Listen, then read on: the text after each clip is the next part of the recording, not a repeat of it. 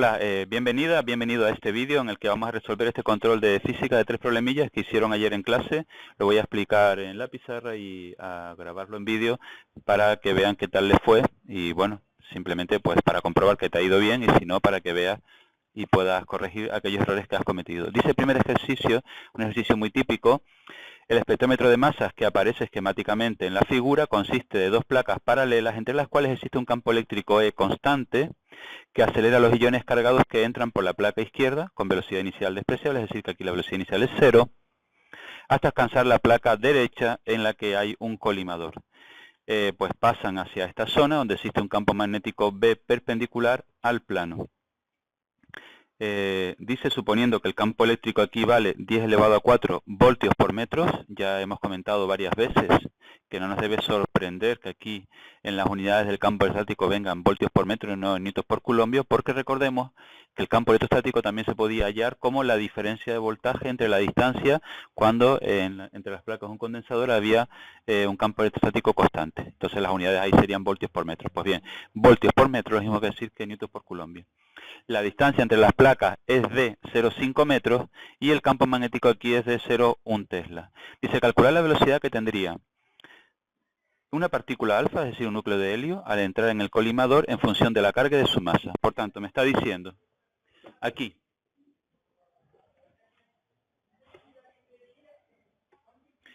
tengo una partícula alfa. Una partícula alfa es un núcleo de helio 2,4, es decir, que en cuanto a las cargas, su carga equivale a 2 protones. Pero en cuanto a masa, su carga equivale a 4 veces la masa de un protón o la masa de un neutrón, porque aquí a todos los efectos suponemos que tienen la misma masa. Bien, ¿qué le pasa a esta partícula alfa? Pues esta partícula alfa, al estar en el seno de un campo electrostático E, sobre esa partícula alfa está apareciendo una fuerza electrostática. La fuerza electrostática, esa fuerza electrostática es igual a Q por E. Y esa fuerza electrostática, aplicando la segunda ley de Newton, sabemos que es igual a m por a. Y por tanto ya estoy en condiciones de hallar la aceleración que está experimentando esa partícula alfa. Esa aceleración sería en módulo Q por E entre m. Lo único que tengo que hacer ahora es poner la carga que tiene. Pues bien, la carga sería la carga de 2 protones. 2 por 1,6 por 10 elevado a menos 19. El campo electrostático que era 10 elevado a 4. Y la masa era la masa del protón 1,67 por 10 elevado a menos 27 y delante por 4 porque el número másico de la partícula alfa es 4. Bien, pues si yo hallo esta aceleración, el resultado sería de,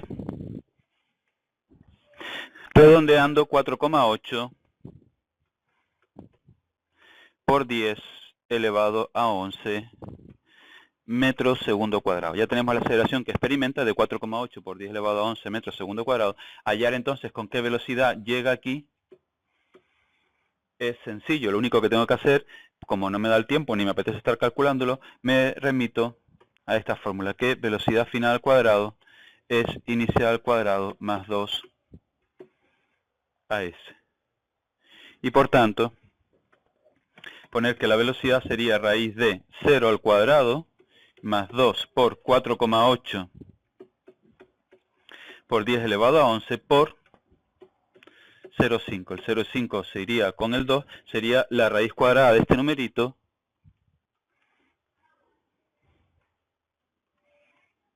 que nos da 6,92, la velocidad con la que penetra, 6,92 por 10 elevado a 5 metros por segundo. Esa es la velocidad con la que llega aquí, y por tanto al penetrar aquí con esta velocidad v y existir un campo magnético, ya sabemos lo que va a pasar. Recordemos que la fuerza magnética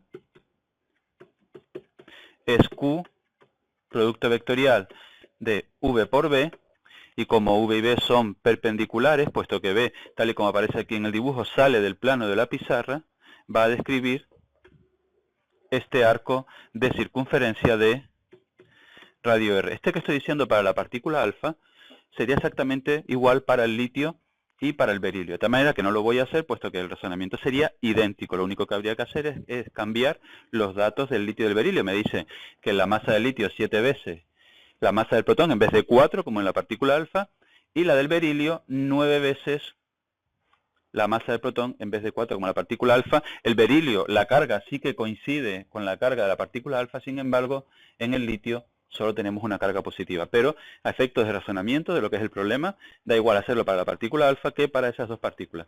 Bien, entonces, en la fuerza magnética, si aplicamos la segunda ley de Newton, nos quedaría que fuerza magnética, que es Q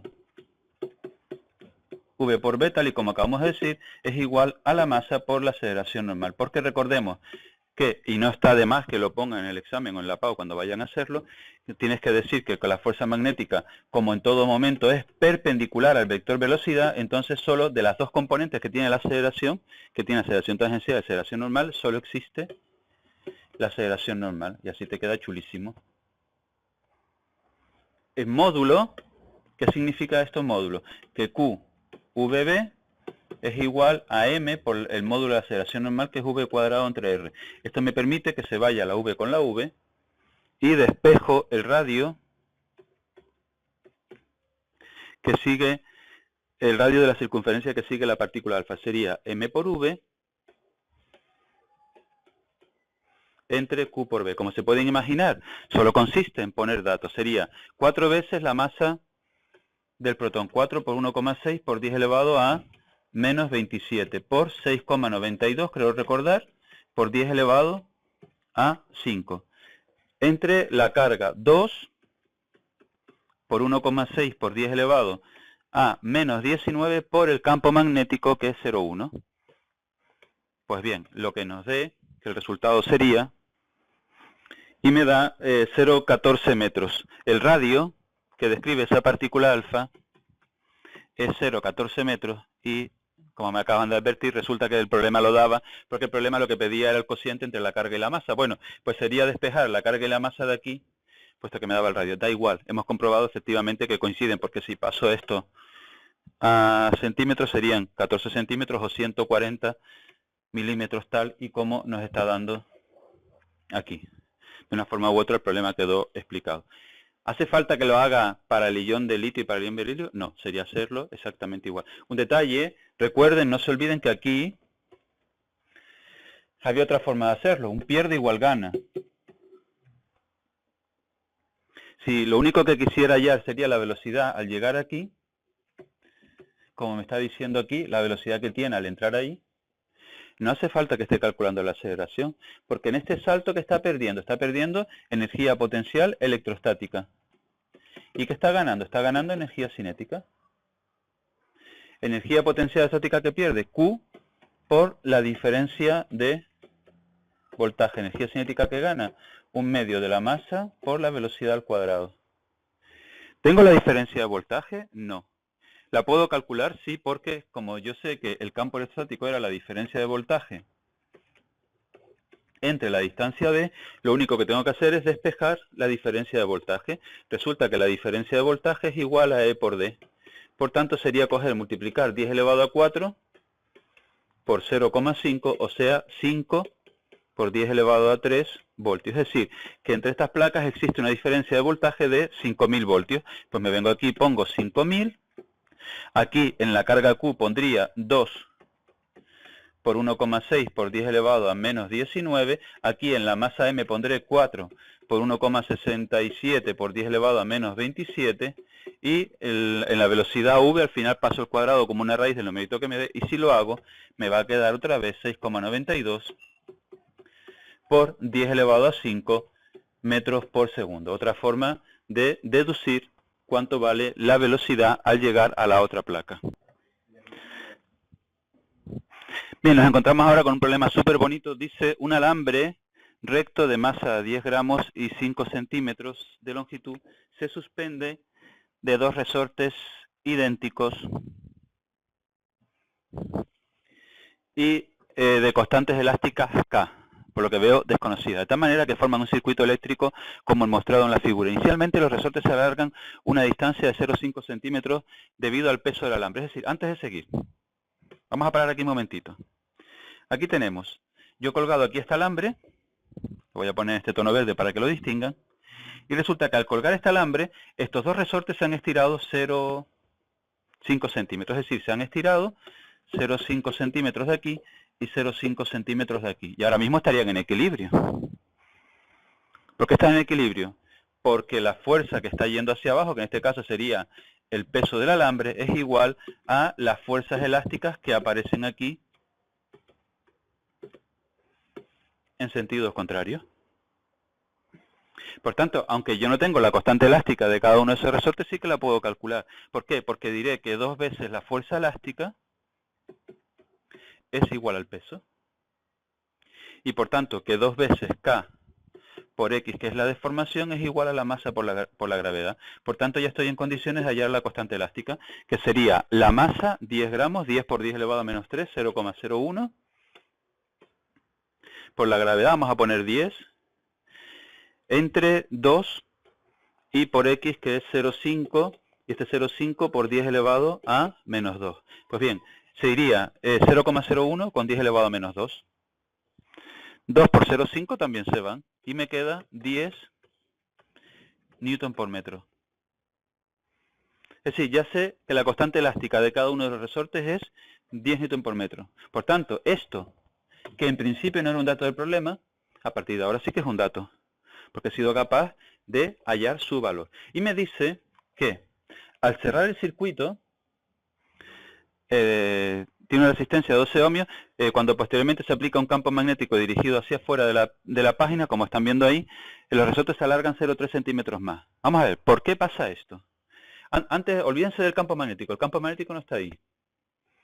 Pues este circuito está pasando una intensidad de corriente que están viendo aquí, es decir, aquí está pasando esta intensidad de corriente. ¿Y cuánto vale esa intensidad de corriente? Ley de Ohm. La intensidad de corriente es diferencia de voltaje, 24, entre resistencia, 12. Por tanto, 2 amperios.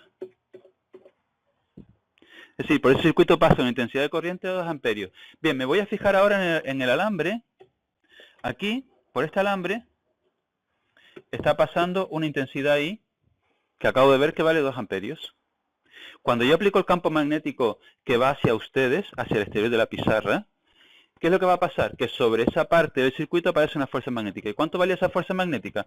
La fuerza magnética valía I, la integral de diferencial de L por B. Ah, genial. Vamos a hacer la historieta esta de la mano derecha. A ver. Mano derecha, diferencial de L. Diferencial de L en el sentido de la corriente. B, lo voy a poner aquí en perspectiva para que lo vean. B. Cuando tú giras, si tú aplicas la regla de la mano derecha, cuando tú haces el giro de diferencial de L a B, resulta que la fuerza magnética sale hacia abajo. Es decir, que aparece una fuerza magnética que sale hacia abajo que obliga a los resortes a estirarse un poco más. ¿Cuánto más? 0,3 centímetros más. Por tanto, yo sé ahora que esa fuerza magnética es igual a 2 veces otra vez la fuerza elástica. A 2 veces la fuerza elástica que aparece ahora, correspondiente a esos 0,3 centímetros, porque ya de antes el peso estaba equilibrado con los 0,5 centímetros. Bien, esto me va a permitir entonces calcular el valor de campo magnético. ¿Por qué? ¿Cuánto vale esta integral? Pues es fácil de hallar, porque sería y la integral de módulo por el seno del ángulo que forma. ¿Qué ángulos forman diferencial de L y B? Pues se ve fácilmente que el ángulo que forman aquí es de 90 grados, seno de 90, que es 1, no lo voy a poner, B es constante, sale fuera de la integral, y B, la integral de diferencial de L, que es L, y BL. Bien, por tanto, ya tengo entonces que la fuerza magnética es IBL es igual a 2 por K y por X. Por tanto, solo tengo que despejar el campo magnético. El campo magnético sería 2 por 10 por 0,3, la intensidad que pasa dividiendo, que también es 2, y la longitud que era de 5 centímetros, 0,05, 5 por 10 elevado a menos 2. Se va el 2 con el 2, 10 elevado, este 10 con este 3 me queda 3, el 10 elevado a menos 2 pasa al numerador, como 10 elevado a 2, 3 entre 5, 0,6, 0,6 por 100 me queda 60.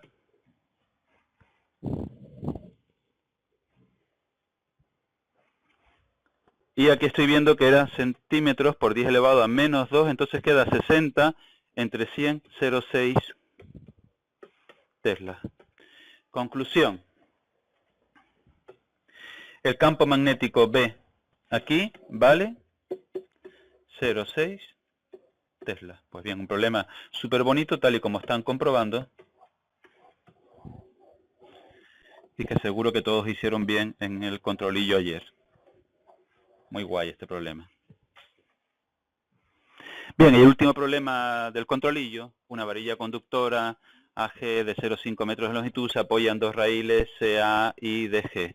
El conjunto está situado en el seno de un campo magnético uniforme de 0,5 teslas, perpendicular al plano de la figura y dirigido hacia adentro. Un problema típico que ya hemos visto varias veces en clase y que por tanto espero que lo hayan hecho. Dice, calcular la fuerza electromotriz inducida en la varilla cuando se desplaza hacia la derecha con una velocidad de 4 metros por segundo. Pues bien, tenemos aquí el campo B hacia adentro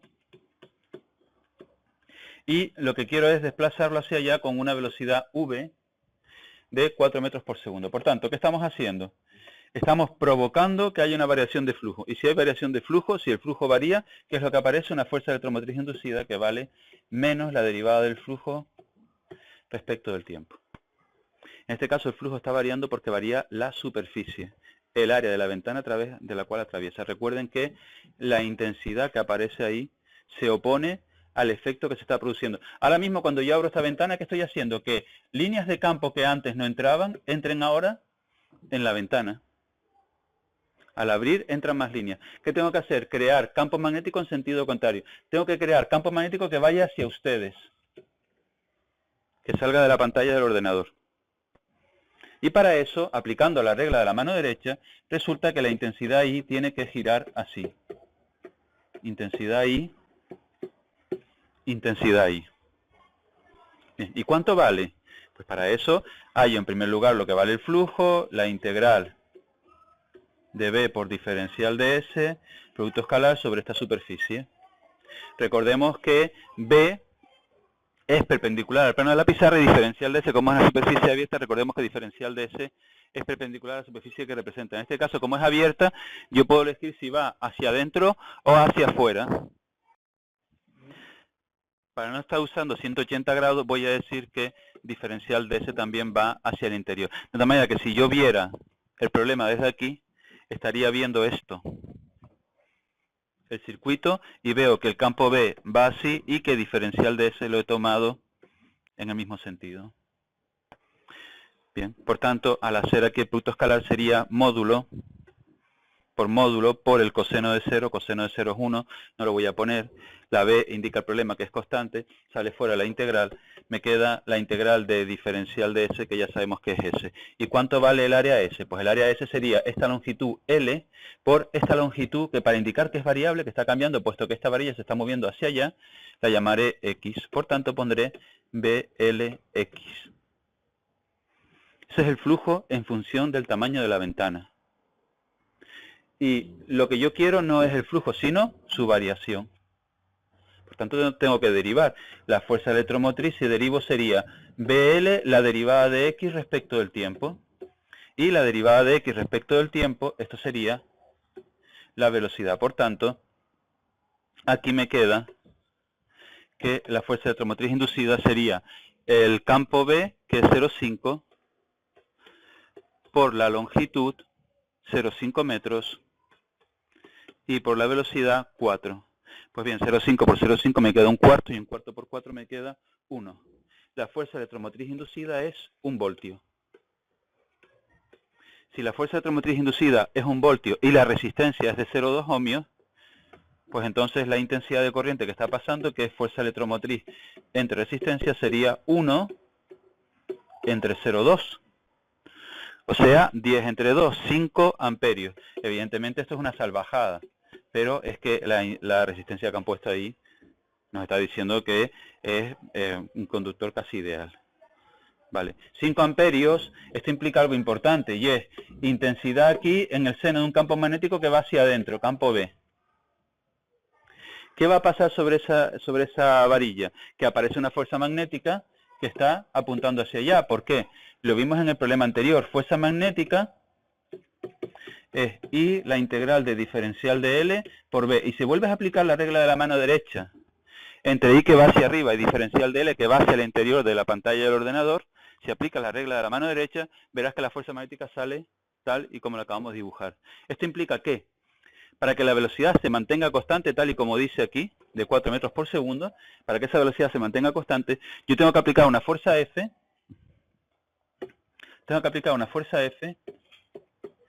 que tiene que ser igual a la fuerza magnética. Por tanto, la fuerza F que yo tengo que aplicar tiene que ser igual a la fuerza magnética, que sería ILB, tal y como hicimos en el problema anterior. Y me queda intensidad 5, longitud 0,5, por campo magnético 0,5, y sería la cuarta parte de 5, que sería 1,25 newton.